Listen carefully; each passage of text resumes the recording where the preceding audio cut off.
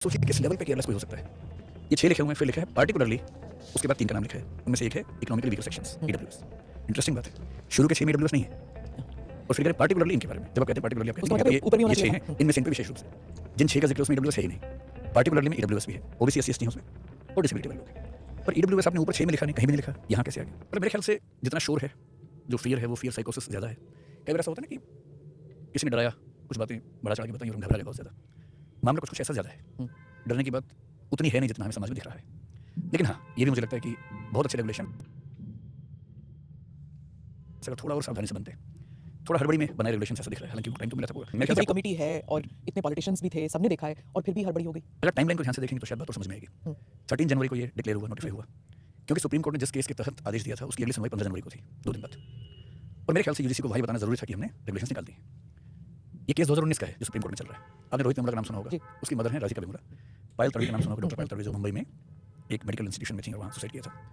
वो भील कम्युनिटी की मुस्लिम थी पायल तड़वी, तो उनकी मदर जो है आदिबा सलीम तड़वी और राधिका वेमुला जो रोहित वेमुला की मदर है, इन दोनों ने एक जॉइंट पिटीशन 2019 में सुप्रीम कोर्ट में लगाई थी।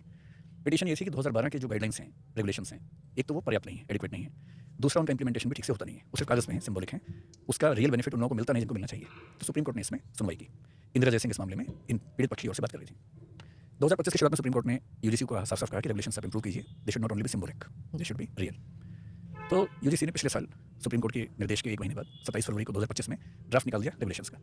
ड्राफ्ट में कुछ बातें नहीं थी, जैसे ओबीसी वाला जो पॉइंट था वो उसमें नहीं था, इक्विटी कमेटी में ओबीसी का रिप्रेजेंटेशन उसमें शामिल नहीं था, फिर डिस्क्रिमिनेशन की डेफिनेशन में भी ओबीसी वाला पॉइंट उसमें शामिल नहीं था, फिर उसमें एक सेक्शन 10 या पैरा 10 कह लीजिए उसको, क्योंकि रेगुलेशन एक्ट तो है नहीं है, वो साफ साफ कहता था कि फॉल्स अगर किसी ने एलिगेशन किया तो उसके खिलाफ ये पनिशमेंट होगी। उन सबको हटा दिया गया। पार्लियामेंट की स्टैंडिंग कमेटी जिसके अध्यक्ष दिग्विजय सिंह कांग्रेस के नेता थे, उनकी रिकमेंडेशन थी 2 महीने पहले, उन्होंने साफ साफ कहा था पार्लियामेंट में, मतलब रिकमेंडेशन में, कि ओबीसी को उनका नाम इंक्लूड किए बिना इन रेगुलेशंस में मतलब होगा नहीं, क्योंकि वो स्टैंडिंग कमेटी के चेयरपर्सन है एजुकेशन की स्टैंडिंग कमेटी के, तो उनकी बात में वजन भी था।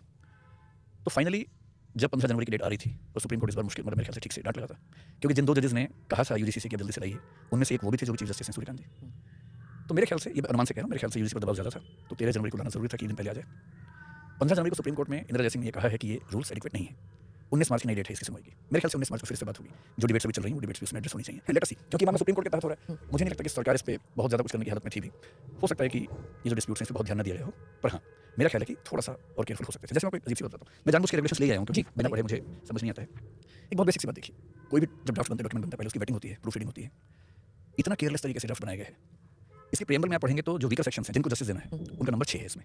यानी उसमें क्या है, रिलीजन है, रेस है, कास्ट है, जेंडर है, प्लेस ऑफ बर्थ है और डिसेबिलिटी है। शुरू के 5 वही हैं, जैसे आर्टिकल 15 में हमारे संविधान में 6 डिसेबिलिटी ऐड कर दिया है। जब आप इसके प्रीएम्बल से आगे ऑब्जेक्टिव में जाएंगे, ऑब्जेक्टिव में भी यही 6 हैं। पर आप सोचिए किस लेवल पे केयरलेस कोई हो सकता है। ये 6 लिखे हुए हैं, फिर लिखा है पार्टिकुलरली, उसके बाद 3 का नाम लिखा है। उनमें से एक है economically weaker sections, EWS. Interesting बात है, शुरू के 6 में ईडब्ल्यूएस नहीं है और फिर कह रहे पार्टिकुलरली इनके बारे में। जब आप कहते हैं पार्टिकुलरली, आप कहते हैं कि ये 6 हैं, इनमें से इन पे विशेष रूप से जिन 6 का जिक्र उसमें ईडब्ल्यूएस है ही नहीं। पार्टिकुलरली में ईडब्ल्यूएस भी है, ओबीसी एससी एसटी हैं उसमें और डिसेबिलिटी वाले लोग हैं। पर ईडब्ल्यूएस आपने ऊपर 6 में लिखा नहीं, कहीं भी नहीं लिखा, यहाँ कैसे आ गया? फिर जब आप सेक्शन 4 में जाते हैं, आएगा उस पे आनी चाहिए मेरे ख्याल से। जब सुप्रीम कोर्ट में बात होगी तो सब पॉइंट उठेंगे ही। अब इसे सेक्शन या पैरा 4 में जाएंगे। पैरा 4 में जब डिस्क्रिमिनेशन की बात हुई तो 7 बेसिस कर दिए, पहले 6 यहाँ 7 हो गए और 7 में 3 ऐसे हैं जो पहले नहीं है। इसे लैंग्वेज, ऊपर लैंग्वेज का जिक्र भी नहीं है, या लैंग्वेज का भी जिक्र है। फिर एथनिसिटी यहाँ लिखा है, लैंग्वेज में कैसे डिस्क्रिमिनेशन होता है? लिंग्विस्टिक माइनॉरिटीज के साथ। अच्छा, ओके। फिर यहाँ पर क्रीड लिखा हुआ है, क्रीड ऊपर कहीं भी नहीं लिखा हुआ है। मतलब ऐसा नहीं कि इससे बहुत इसकी नेचर पे अंतर पड़ जाता है इन चीज़ों से, लेकिन आप इतना महत्वपूर्ण रेगुलेशन बना रहे हैं, इतनी प्रूफ रीडिंग भी नहीं की। और ये इमोटिव इशू है, जानते हैं कि एक एक अक्षर को लोग ध्यान से पढ़ेंगे और मैं तो उसे प्रैक्टिसिंग लॉयर नहीं, जब नहीं पढ़ पा रहा हूँ तो जब लॉयर्स पढ़ेंगे तब क्या होगा इसका। तो थोड़ा सा मुझे लगता है कि जल्दबाजी रही होगी, इसलिए ऐसा हुआ है। हाँ, तो ये इन गाइडलाइंस को देखकर जो क्रिटिक्स हैं वो कह रहे हैं कि इसमें एक इम्प्लिसिट डिस्क्रिमिनेशन आता है कि डिस्क्रिमिनेशन है ही, there is no need to prove it, it is an existing precondition. क्या आप अग्री करते हैं कि this is the mentality of every university, all university, some university की डिस्क्रिमिनेशन होता ही है? मैं फिर से एक बात और कह देता हूँ कि इन जनरल एक्सेप्ट 2-3 पॉइंट्स, ये रेगुलेशंस बहुत अच्छे हैं। 2012 के रेगुलेशन से काफी बेहतर है, इसमें कहीं कोई इफ्स एंड बट्स नहीं। इसकी जरूरत थी, एकदम जरूरत थी, और सुप्रीम कोर्ट ने जब कहा तो जरूरत तो थी, ये तो उनके हाथ में था ही नहीं। As an educator you feel की जरूरत yes yes yes, even otherwise जरूरत तो थी। 2012 के रेगुलेशंस बहुत इफेक्टिव नहीं थे, ये बात भी सही है। फॉर एग्जांपल मैंने कल पॉडकास्ट सुना, उसमें जिक्र सुना